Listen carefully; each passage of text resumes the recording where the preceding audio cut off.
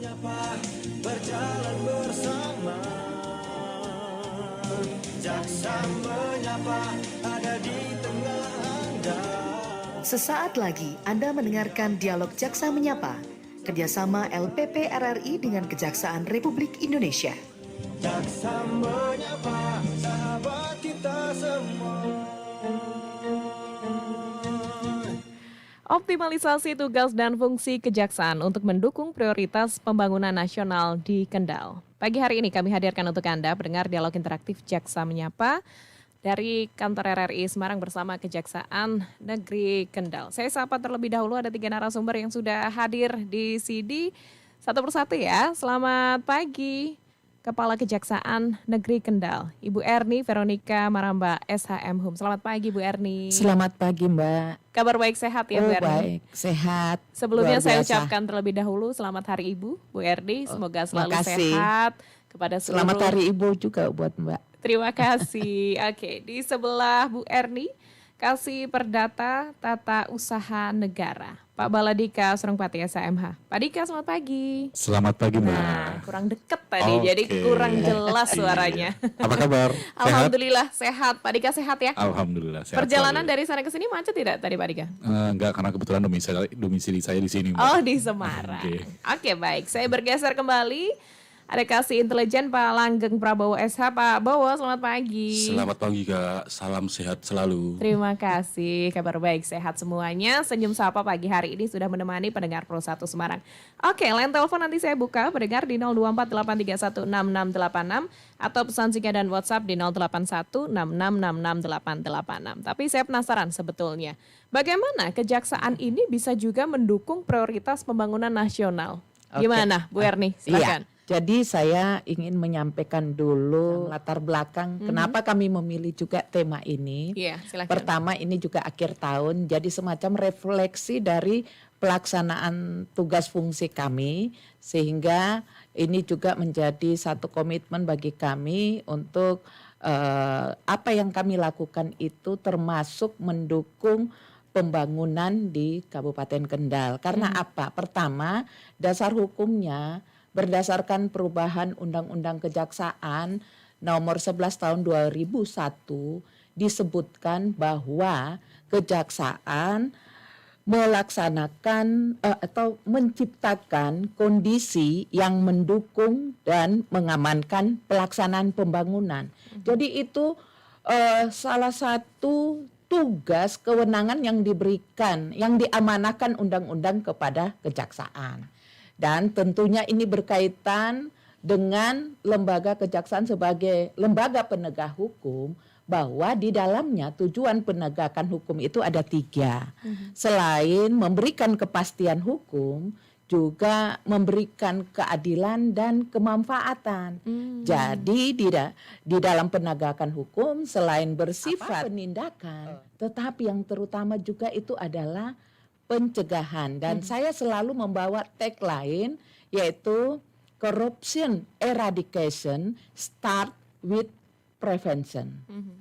Pemberantasan korupsi dimulai dengan pencegahan untuk menciptakan sistem yang baik, tata kelola pemerintahan yang baik dan bersih, maka itu otomatis akan mendukung pembangunan di satu wilayah hukum di mana kami bertugas. Saya kira itu latar belakangnya, Mbak. Oke, jadi latar belakangnya lebih kepada untuk pembangunan nasional salah satunya korupsi begitu ya Bu Erni? Ya, pencegahan korupsi, kolusi dan nepotisme. Pencegahan KKN. Oke, saya boleh geser dulu ke Pak Prabowo. Pagi hari ini Pak Prabowo, saya ingin tanya sebetulnya. Tadi disinggung Bu Erni begitu ya. Ini evaluasi selama setahun. Nah, setahun ini bagaimana kalau di Kabupaten Kendal, Pak Prabowo? Baik, terima kasih Mbak. Sebagaimana tadi disampaikan oleh Ibu Kajari bahwa kegiatan ini tidak lain bisa dikatakan sebagai refleksi akhir tahun lah, sebagai evaluasi terkait dengan kegiatan-kegiatan yang sudah kita lakukan. Tadi disampaikan bahwa pemberantasan korupsi itu sendiri itu yang pertama atau yang utama itu yang didahulukan adalah segi pencegahan. Jadi kita sudah melakukan kegiatan-kegiatan di Kabupaten Kendal khususnya di bidang intelijen. Yang pertama misalnya jaksa masuk desa atau jaksa jaga desa. Kemudian sudah kita lakukan terkait dengan luhkum Penkum, penyuluhan hukum dan penerangan hukum, baik itu kepada instansi pemerintah, di tingkat Pemda maupun di tingkat desa, pemerintahan desa. Karena apa? Karena kita konsen terhadap penyelamatan terhadap keuangan negara itu sendiri. Jadi kita mewanti-wanti terkait dengan tata peraturan perundang-undangan, bagaimana pengelolaan terhadap pemakaian keuangan negara itu sendiri, Mbak. Mungkin itu. Oke, baik. Boleh ditambahkan Pak Dika, penerimaan edukasi ketika Kejaksaan Kabupaten Kendal juga memberikan pencegahan tadi begitu ya yang disampaikan Bu Erni dan juga Pak Bawa, silakan. Oke, terima kasih. Tambahannya mungkin kalau dari segi saya Mbak selaku Kasih Perdata termasuk memberikan pelayanan hukum kepada masyarakat Mbak.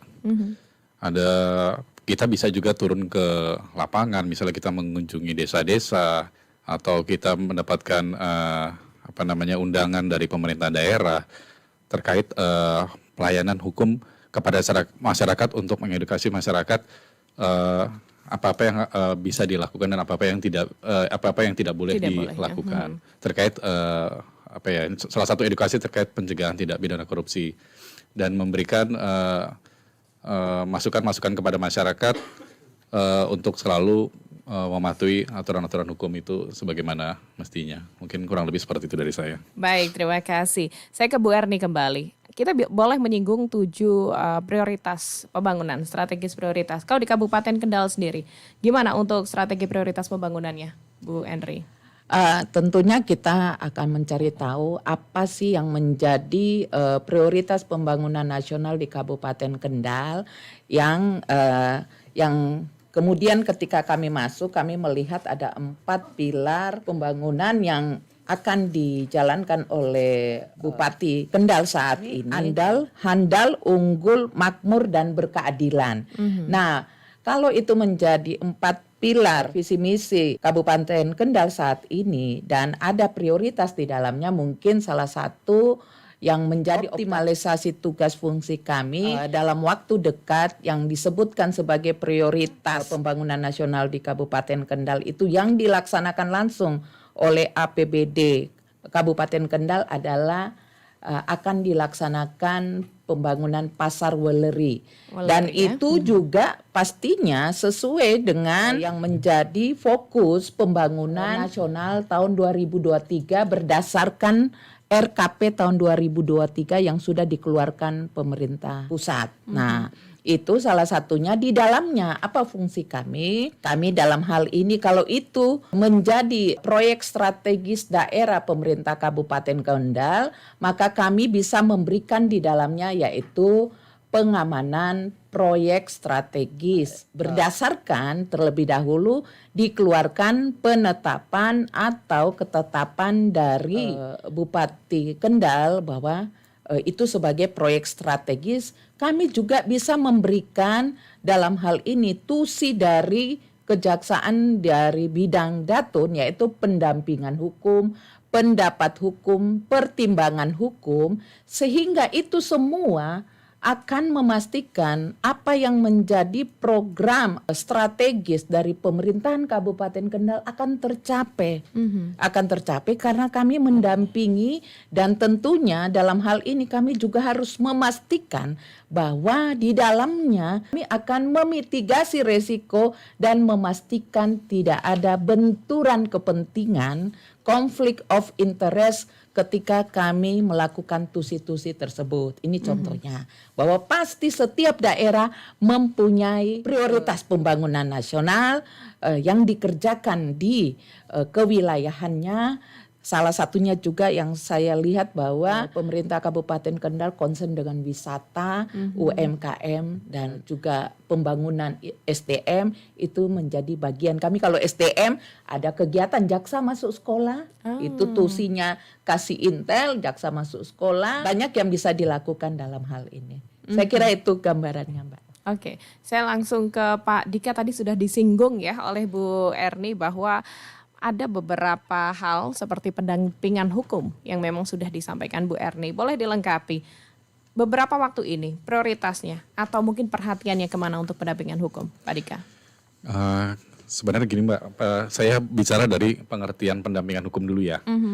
Pendampingan hukum itu adalah layanan yang diberikan oleh jaksa pengacara negara berupa konsultasi hukum dalam ruang lingkup hukum perdata dan atau hukum administrasi negara secara berkelanjutan atas suatu kegiatan tertentu dalam rangka memitigasi risiko hukum, tata kelola, penyelamatan keuangan atau kekayaan negara, pemulihan keuangan atau kekayaan negara, pembentukan peraturan, keputusan usaha dan tata usaha negara dan atau tindakan pemerintahan. Jadi sebenarnya setiap pendampingan hukum yang dimohonkan oleh stakeholder terkait itu menjadi perhatian bagi kami, Mbak. Karena dari awal sampai dengan pelaksanaannya kami akan memastikan bahwa kegiatan itu berjalan dengan baik dan sesuai dengan aturan undang-undang yang ada, Mbak. Jadi bagi kami semuanya adalah prioritas, Mbak.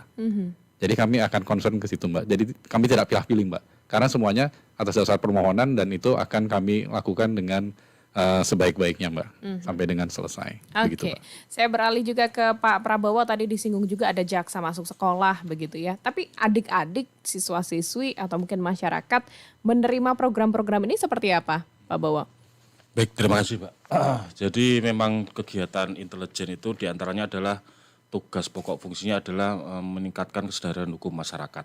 Ya, jadi kalau ada dua, jadi ada penyuluhan hukum, ada penerangan hukum.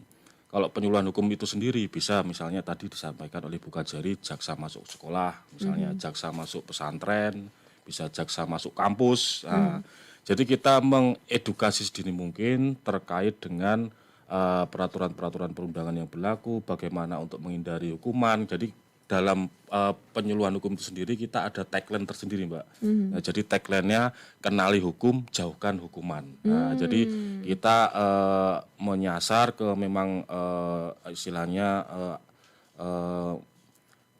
anak-anak yang istilahnya sudah generasi Z lah, generasi terkini, generasi milenial. Jadi sedini mungkin kita tanamkan terkait dengan peraturan perundang-undangan, bagaimana mengetahui hukum itu seperti apa, bagaimana menghindarinya, terus bagaimana apa yang tidak boleh dilakukan, apa yang boleh dilakukan, sehingga diharapkan generasi-generasi muda ini, generasi-generasi Z ini bisa istilahnya lebih sadar hukum seperti itu, Mbak. Kalau terkait dengan kaitannya dengan jaksa masuk sekolah sebagaimana disampaikan oleh Mbak tadi. Baik, Bu Erni, tapi kalau melihat Kabupaten Kendal, masyarakatnya sadar hukum tidak, Bu Erni?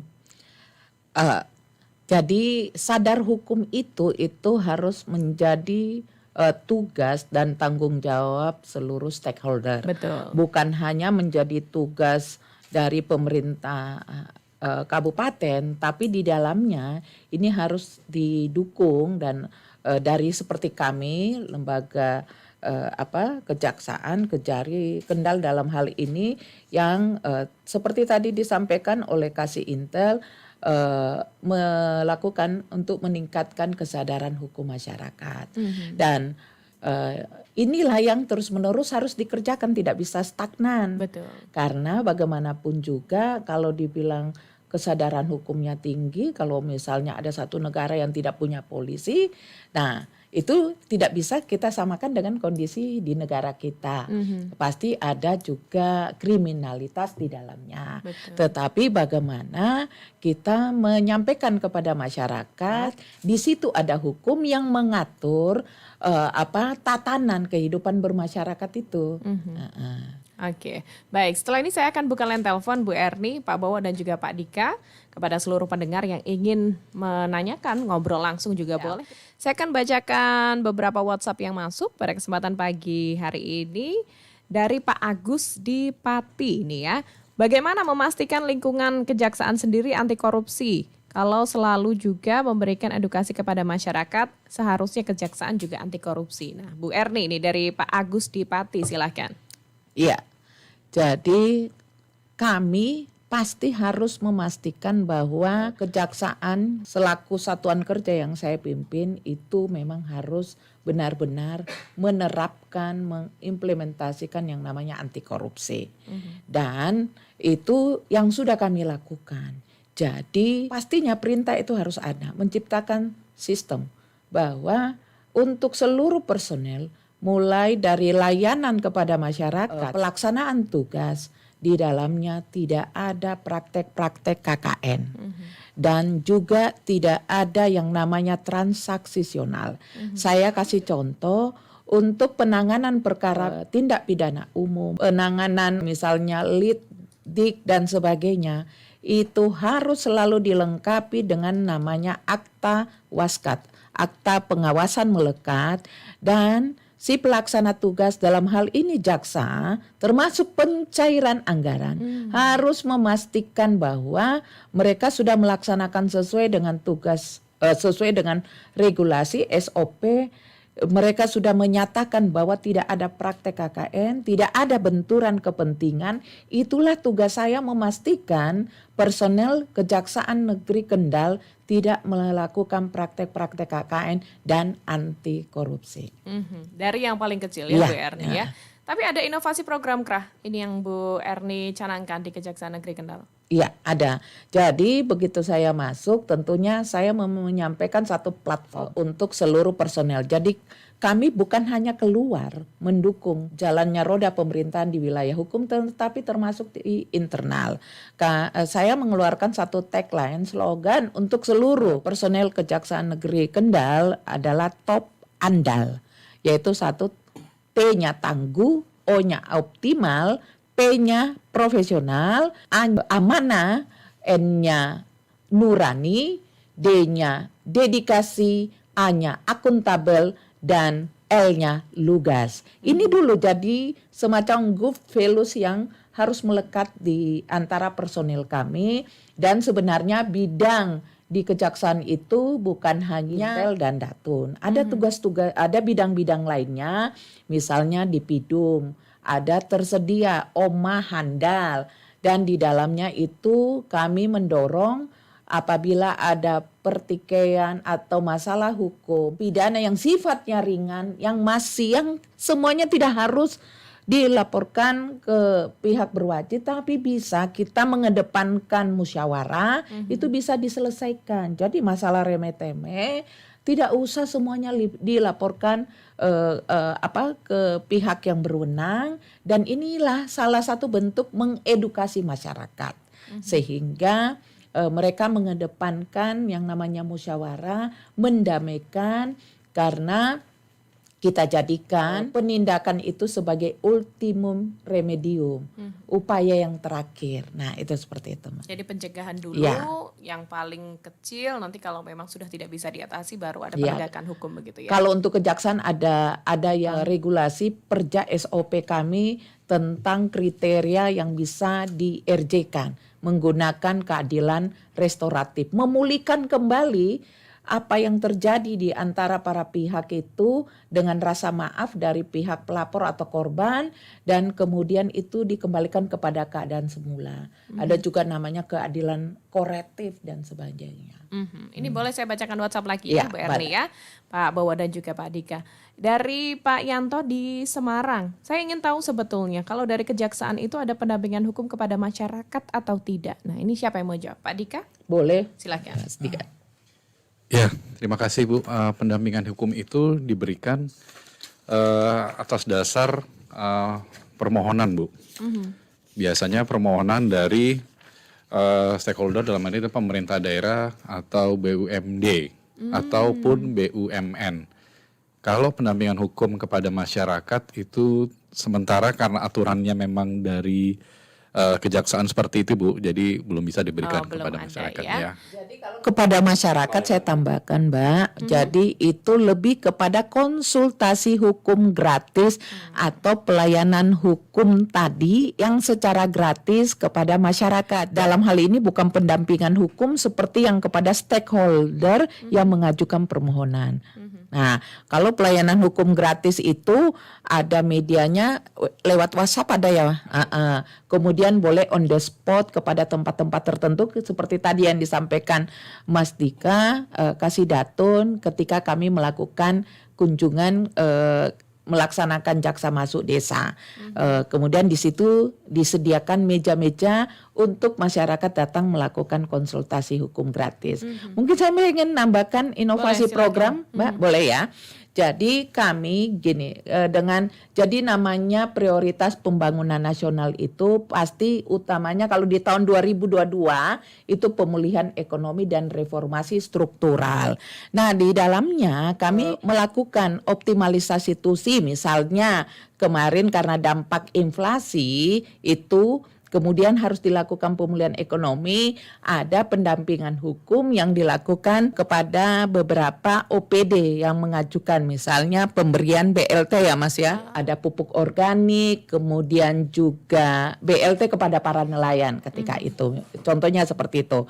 Nah, kemudian itu harus dilakukan namanya prioritas pembangunan nasional, pusat karena digulirkan dari pusat, kemudian provinsi, kabupaten, kota.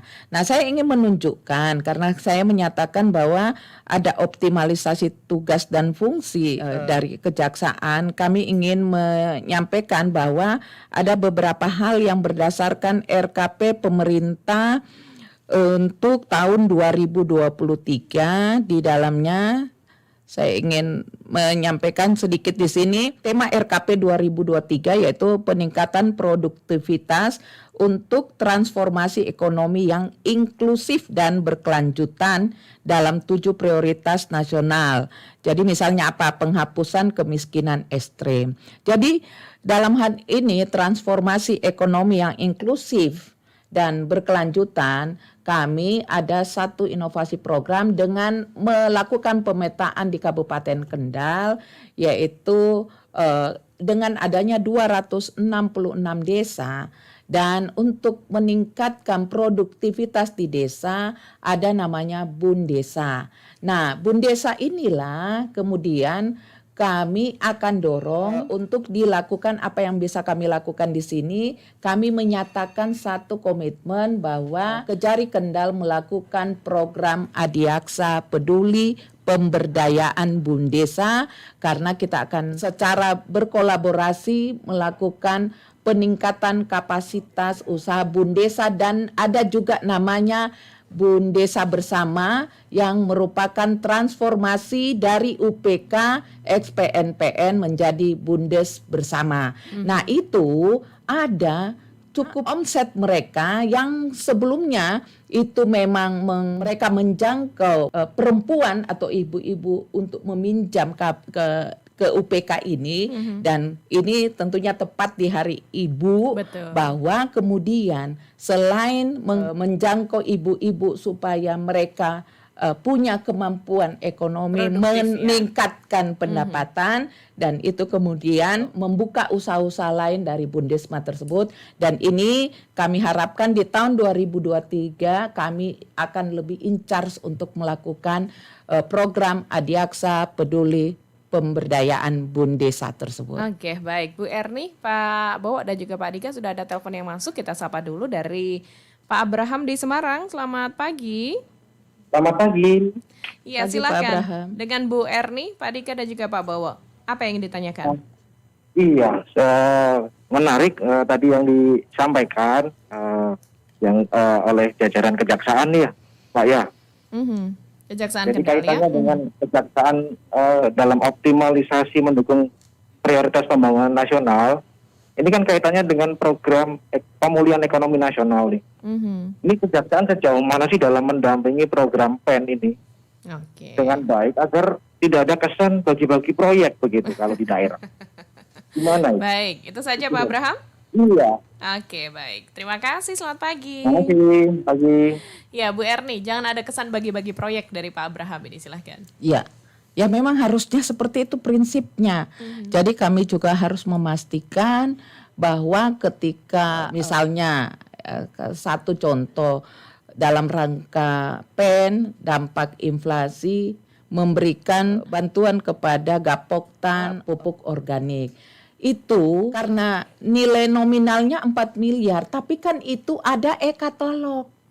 Nah, kami ketika melakukan pendampingan memastikan kepada PPK supaya e-katalog tetap dilakukan negosiasi supaya mendapatkan harga terbaik dengan kualitas yang baik juga. Jadi itu salah satunya fungsi pendampingan hukum. Dan kami juga selalu menyampaikan kepada para pemohon dalam melakukan pemulihan ekonomi nasional, pemohon pendampingan hukum misalnya seperti itu, ya tidak boleh ada namanya kong kali kong di dalamnya. Nah, jadi jangan sampai ketika melakukan ini di dalamnya ada kolusi nepotisme, artinya orang-orangnya saja yang mulai diatur-atur kalau itu melalui pengadaan barang jasa pemerintah, mengatur-ngatur siapa yang nanti menjadi pemenangnya. Itu juga kami harus pastikan ketika kami melakukan pendampingan hukum dalam hal pembangunan yang berkaitan dengan pemulihan ekonomi nasional. Demikian Mbak Silvi. Prinsipnya sudah jelas ya, Ya. Bu Erni, tinggal nanti menjalankannya juga harus sesuai disiplin dan lain sebagainya. Ada beberapa WhatsApp lagi nih saya bacakan. Dari Pak Wahyu di Boja.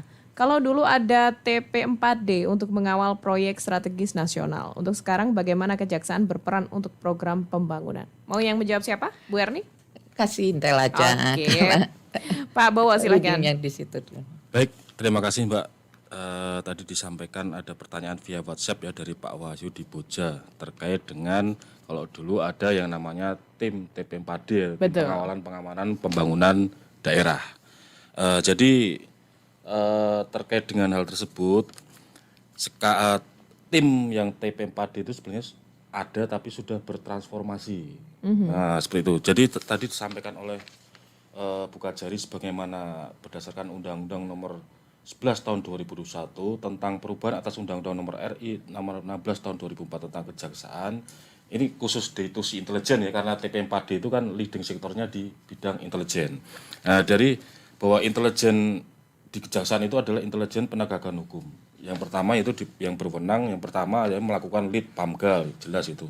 Kemudian ya tadi sudah disampaikan oleh Bu Kajari yaitu turut menciptakan kondisi yang mendukung dan mengamankan pelaksanaan pembangunan. Nah, implementasinya seperti apa? Jadi sekarang ini lebih mengedepankan misalnya terhadap proyek-proyek yang dapat dikategorikan sebagai proyek strategis nasional maupun proyek strategis daerah, seperti itu.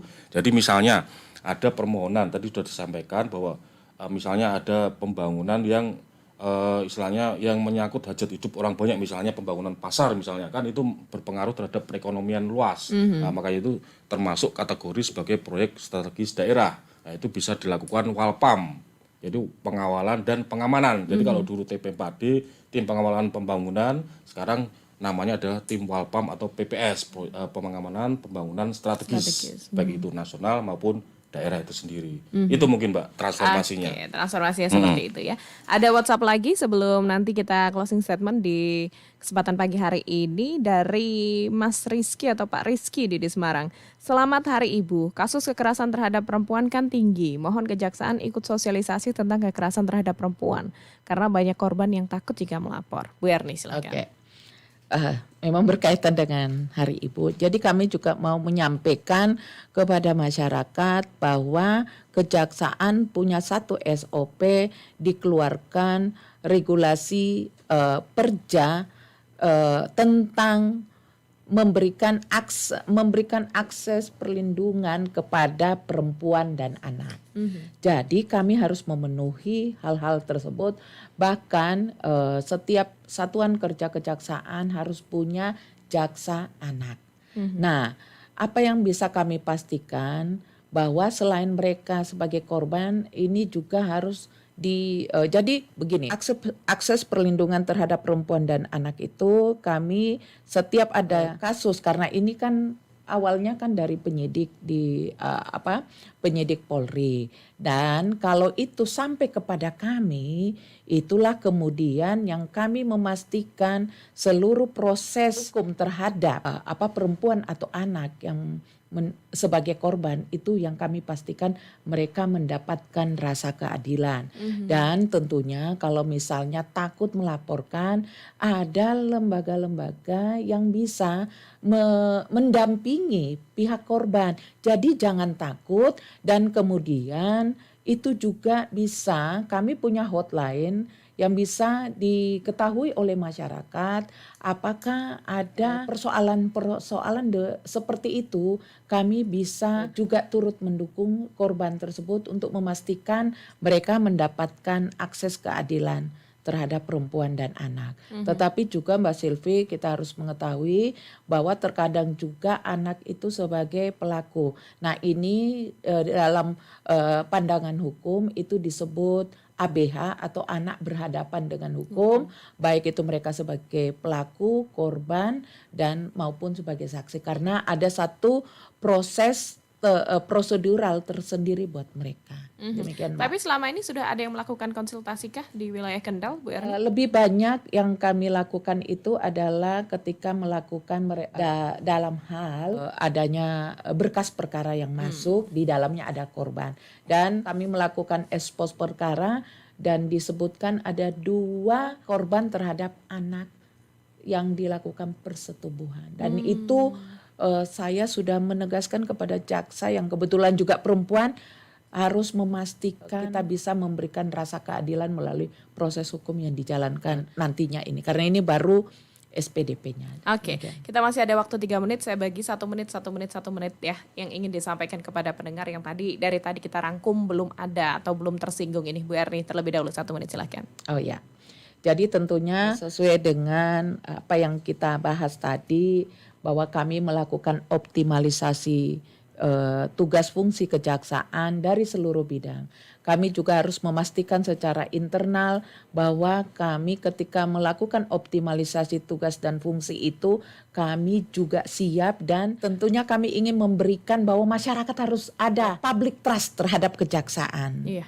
Bahwa ketika masyarakat percaya kepada kami dengan memberikan pelayanan yang baik, bentuk pelaksanaan tugas yang dilakukan sesuai dengan yang seharusnya, maka ketika masyarakat mempunyai persoalan masalah hukum, kami menyediakan tempat untuk memberikan pelayanan terhadap mereka. Ini mungkin yang belum disinggung dan itu tersedia kepada masyarakat bahwa kami menyediakan ruang-ruang untuk mereka datang baik secara online maupun boleh datang on the spot ke kantor kami. Bahwa kantor kami ramah untuk menerima masyarakat yang punya persoalan yang bisa kami bantu di dalamnya. Terima kasih Bu Erni. Saya bergeser ke Pak Dika, silakan. Oke, terima kasih. Kalau saya Mbak, karena saya seksi perdata, jadi kepada masyarakat jangan pernah ragu kalau Anda mempunyai masalah terkait hukum, dalam hal ini dalam bidang keperdataan, silahkan datang dan konsultasikanlah masalah saudara ke kami. Secara umum di manapun Kejari itu pasti ada bidang datun yang melayani pelayanan hukum, dan kami juga selalu berusaha untuk mengedukasi masyarakat, salah satunya dengan lewat pelayanan hukum ataupun juga dengan pelayanan hukum keliling, dan ada juga Halo JPN, Mbak. Itu mungkin bisa dibuka websitenya Halo JPN. Silahkan kalau ada yang ingin ditanyakan, tapi terutama bidang keperdataan ya Mbak ya, karena kalau bidang pidana tidak masuk di wilayah keperdataan. Mungkin itu saja dari kami. Terima kasih Pak Dika. Pak Bowo silahkan. Baik, terima kasih Mbak Silvi. Jadi kalau dikaitkan dengan tusi intelijen ya, sebagaimana tadi disampaikan bahwa tusi intelijen diantaranya adalah melakukan pencegahan terhadap korupsi, kolusi, nepotisme. Jadi di kantor kita itu sudah ada yang namanya posko jaksa jaga desa.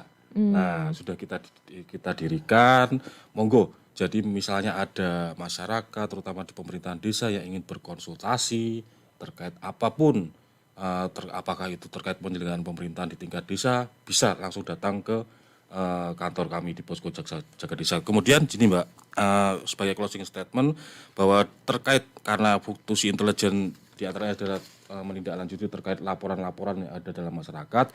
Jadi kita ada call center terhadap laporan pengaduan masyarakat. Nah, jadi ada nomornya. Jadi nomornya bisa langsung menghubungi 081 38 6666 767. Itu call center Labdumas. Oke, terima kasih Bu Erni, Pak Bowo dan juga Pak Dika. Ini sangat bermanfaat kepada seluruh masyarakat, mau Kota Semarang, Kendal maupun di Provinsi Jawa Tengah. Kapan-kapan kita ngobrol lagi. Selamat pagi. Selamat pagi. Selamat beraktivitas. Terima kasih. Terima kasih Mbak. Demikian pendengar dialog interaktif Jaksa Menyapa, Kejaksaan Negeri Kendal. Optimalisasi tugas dan fungsi kejaksaan untuk mendukung prioritas pembangunan nasional di Kendal. Jaksa menyapa, berjalan bersama. Jaksa menyapa, ada di tengah Anda. Anda baru saja mendengarkan dialog Jaksa Menyapa, kerjasama LPP RRI dengan Kejaksaan Republik Indonesia. Jaksa menyapa, sahabat kita semua.